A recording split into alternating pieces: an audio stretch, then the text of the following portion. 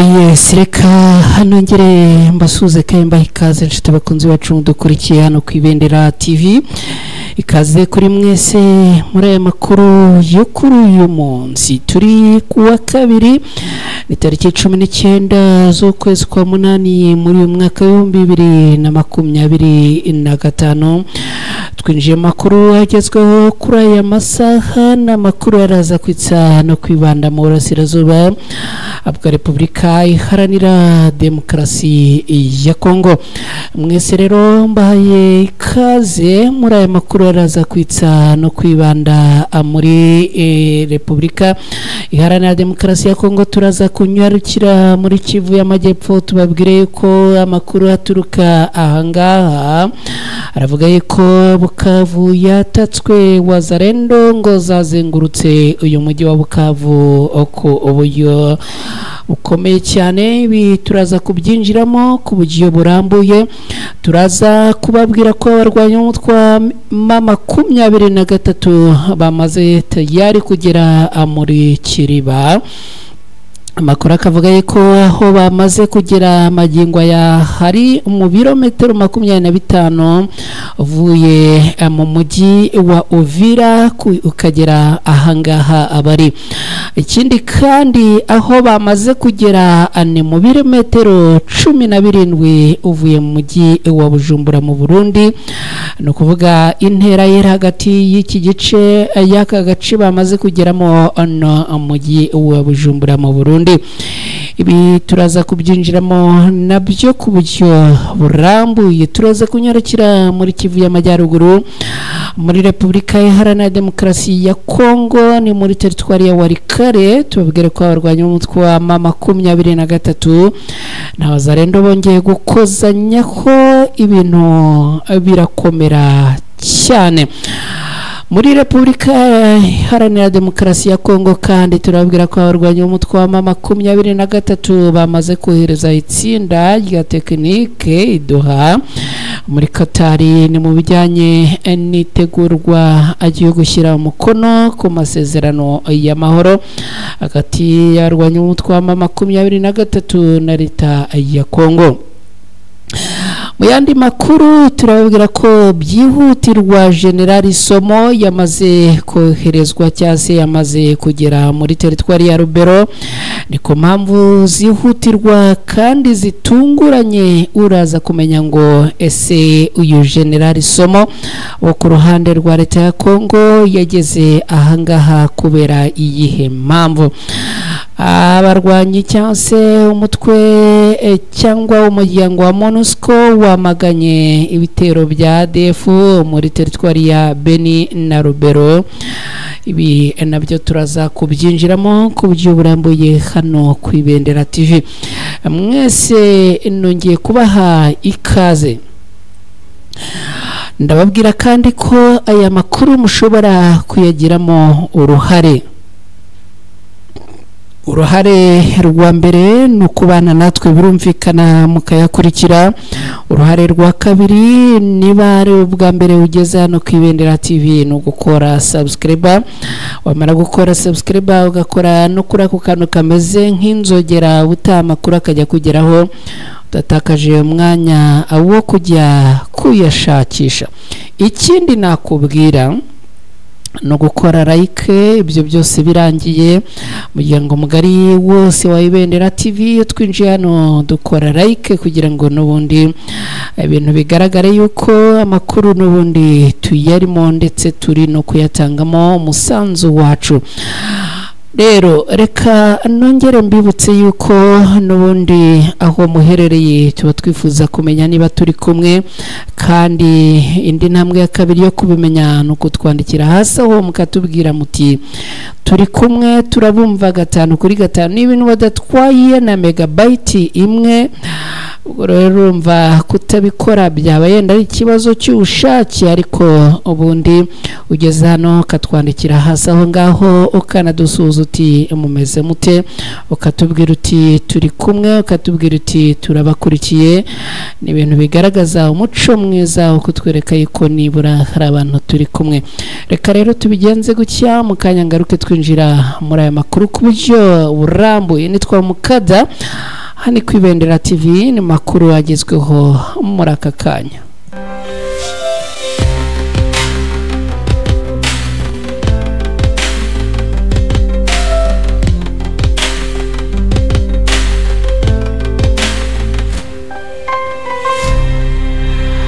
Yes, mwese nongeye kubaha ikaze muri aya makuru. Duhereye muri Kivu y'Amajyepfo muri Repubulika Iharanira Demokarasi ya Kongo.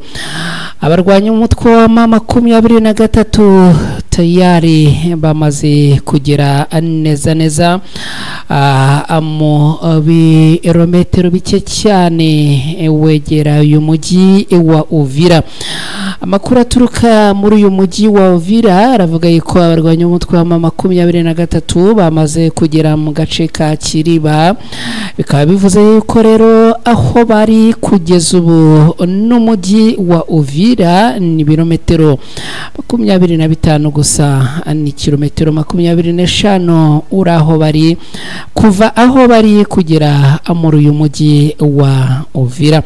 Ibi rero bibaye nyuma yuko aha bahageze ku munsi w'ejo masaha y'igicamunsi. Akaba rero ari imirwano n'ubundi yari yongeye kubera muri Warungu na Mwenga, aho abarwanya umutwe wa M23 bagenda barasana n'abarwanya bo ku ruhande rwa leta ya Kongo, byaje kubahesha imbaraga zo kugera muri ibice bya Kiriba. Ari naho rero birimo kuvuga yuko bageze kugeza ubu. Aho rero ubu tuvugana abarwanya umutwe wa M23 bamaze gushinga ibirindiro byabo ni ku musozi wa Mitumba.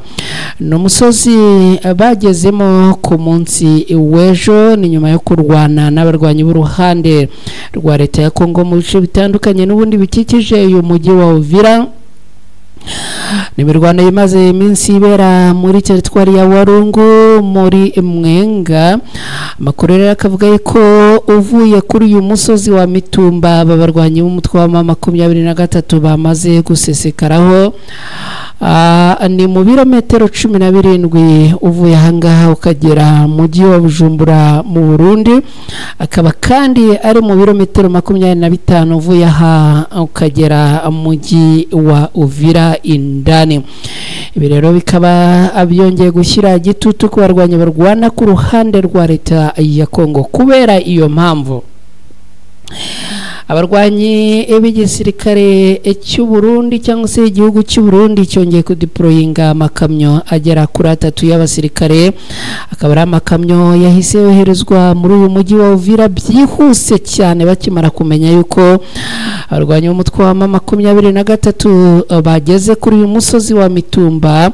Amakamyo y'abasirikare yuzuye abasirikare b'u Burundi yahise yihutanwa,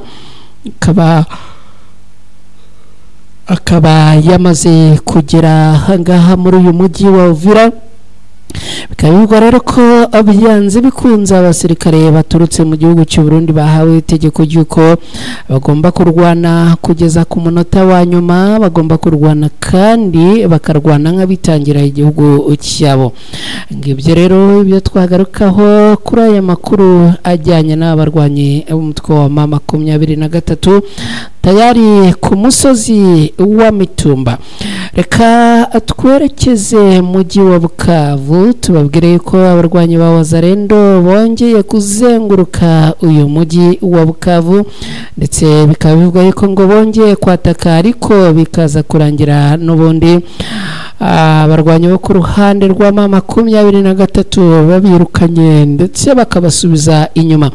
biravuga ko masaha y'urukerera kuva ku isaha y'isa 11 za mu gitondo abarwanyi ba Wazalendo bavuye cyase baturutse muri bice bya Kahuzi Biega bongeye gusatira ndetse bakongera kwataka uyu mujyi wa Bukavu uherereye muri Kivu y'Amajyepfo muri Repubulika Iharanira Demokarasi ya Kongo. Amakuru akaba avuga ko cyakora abarwanyi ba M23 bongeye gusubiza inyuma abarwanyi ba Wazalendo bari bongeye kugaba ibi bitero byongera kwataka uyu mujyi wa Bukavu.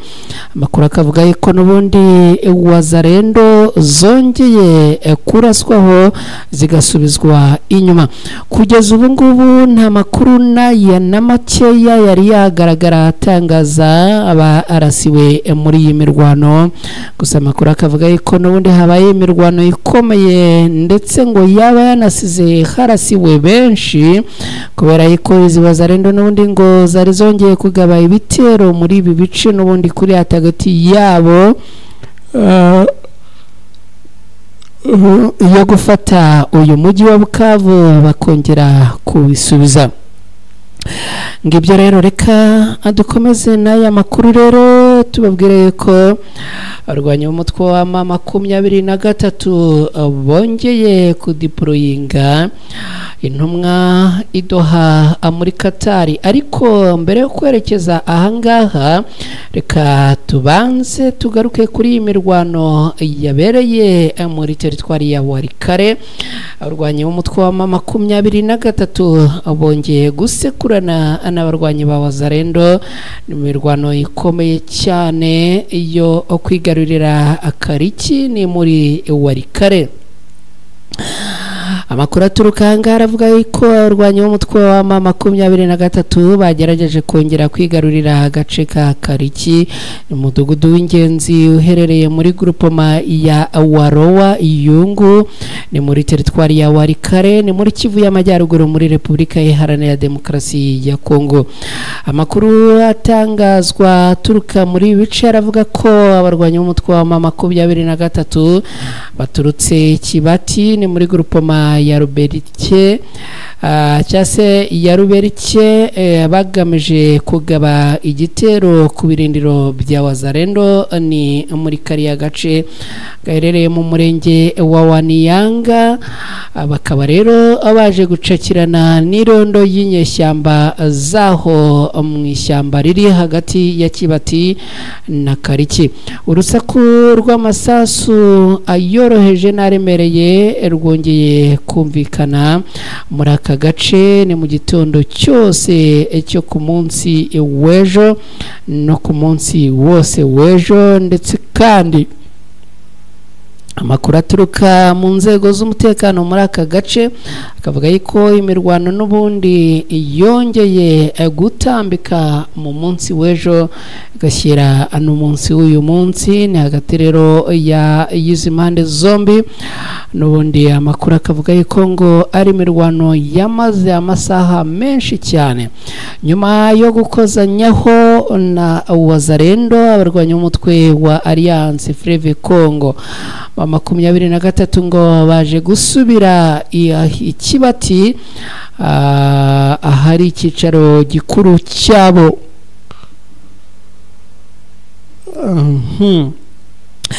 Iki gitero rero gishya cyo cyaje nyuma y'umunsi umwe gusa habaye imirwano hagati y'impande zombi muri aka karere ikaba ari imirwano yabaye ku cyumweru mu gitondo cyo kuri uyu wa kabiri. Biravugwa ko muri aka gace n'ubundi haje kongera kumvikana amasasu ariko hatatwaye umwanya munini. Nyuma y'aya masasu rero hakaba haje kubaho ituze nubwo ibintu bishobora ngo guhinduka isaha ku isaha nk'uko n'ubundi amakuru aturuka muri bice abivuga. ibintu rero bikomeje kugenda bituma abaturage muri bice n'ubundi bagira ubwoba bwinshi, ndetse amakuru akavuga yuko ari abamaze guhunga batari bakeya. Reka noneho twerekeze muri ya nkuru ivuga yuko barwanya umutwe wa M23 abohereje itsinda rya tekinike Doha muri Katari ku bw'amasezerano y'amahoro bagomba guhuriramo na leta ya Kinshasa mu rwego rwo kongera gusubukura ibiganiro by'amahoro. Umutwe wa politike wa M23 watangaje ku munsi w'ejo tariki 18 muri uku kwezi kwa munani muri uyu mwaka ko abohereje itsinda rya tekinike Doha muri Katari kugira ngo hakorwe ibiganiro kwishyirwa mu bikorwa by'itangazo ry'amahame byasinywe tariki ya 19 Nyakanga muri uku kwezi gushize. Kinshasa nayo ngo igiye kohereza intumwa zayo kugira ngo barengere inyungu z'igihugu. Itsinda rya Alliance Fleuve Congo bakavuga yuko rero ngo rifite ubutumwa bwo kuba ryategura neza ibijyanye n'aya masezerano y'amahoro. Hanyuma rero mu rwego rwo gushyira mu bikorwa itangazo ry'amahame ryo kuwa 19 z'ukwezi kwa karindwi muri uyu mwaka, itsinda rya tekinike ry'umuryango warwanya umutwe wa M23 biravuga ko ngo ryamaze koherezwa i Doha muri Katari kureba ingamba zifatika zijyanye no kubahiriza agahenge ndetse no kurekura imfungwa nk'uko biri muri iryo tangazo. Ibi rero bikaba byatangajwe n'umuhuzabikorwa wungirije wa M23 ni Bertrand Bisimwa. Ni ibintu yatangaje abinyujije ku rubuga rwe rwa X yahoze ari Twitter. Iri tangazo rije mu gihe nk'uko amakuru abivuga Katari iri kuba umuhuza muri iki kibazo cy'amahoro muri Kongo, yamaze gushyikiriza impande zombi umushinga w'amasezerano aganisha ku mahoro. Ni kuwa 14 Kanama muri uyu mwaka w'2025 nibwo iki gikorwa cyakozwe. Hanyuma rero reka twerekeze mu yandi makuru. Tubwire ko muri Kivu y'Amajyaruguru Generali Somoka Kure yageze i Rubero ni mu biganiro cyase ni muri gahunda ijyanye n'umutekano.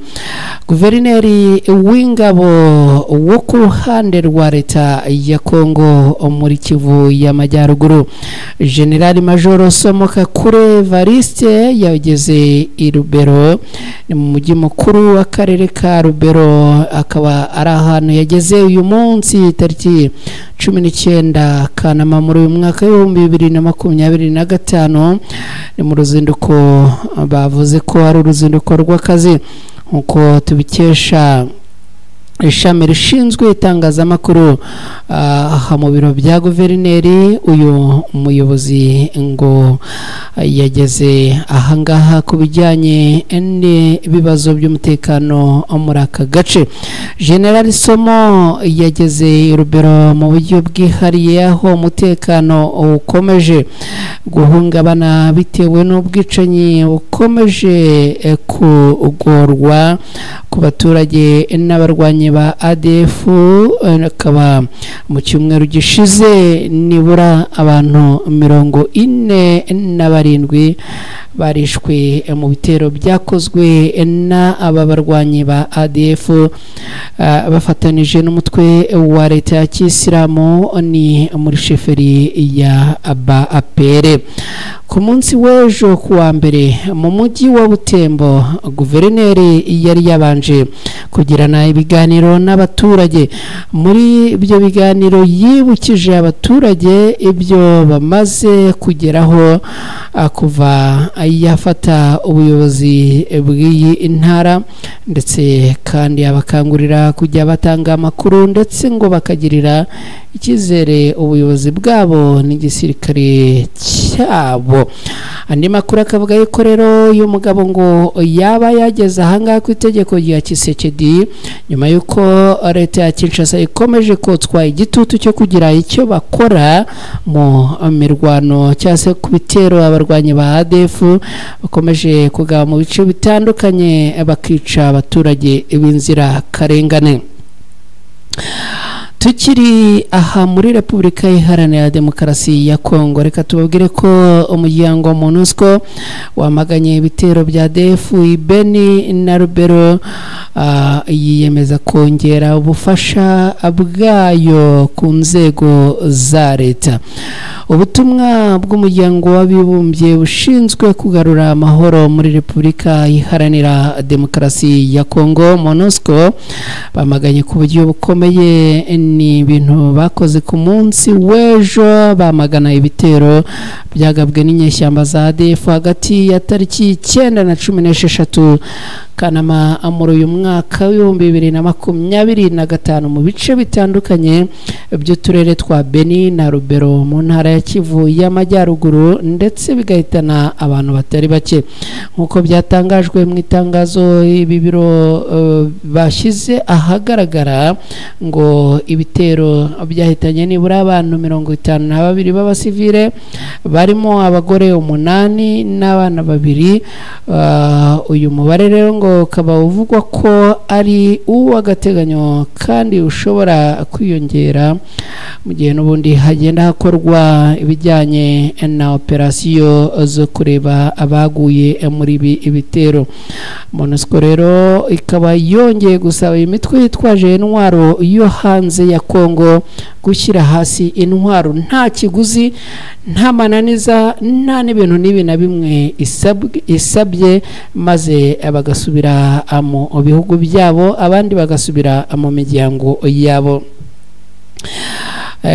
Yanashishikarije kandi inzego za leta ya Kongo gukora iperereza ryihuse kugira ngo abakoze ibikorwa by'ubwicanyi bamenyekane kandi bakurikiranwe.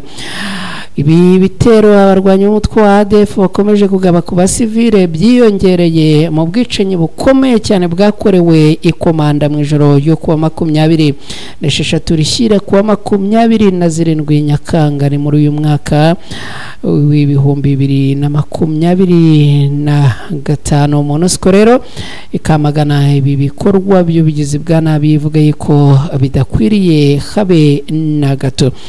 Reka ambashimire cyane inshuti bakunzi bacu, mwari kumwe natwe muri aya makuru yaragezweho muri aka kanya. Nizere ko mukomeje kugubwa neza, bagiye mu kazi mugire akazi keza, abamaze kukavamo butuvugana nizere ko mwagize akazi keza, bagize izindi gahunda mugire gahunda nziza. Mwese icyo tubifuriza no kugira ubuzima bwiza, kandi aho muherereye hose tubizeze ko turi kumwe hano ku Ibendera TV 5 kuri 5. Mwese rero bye, ciao ciao.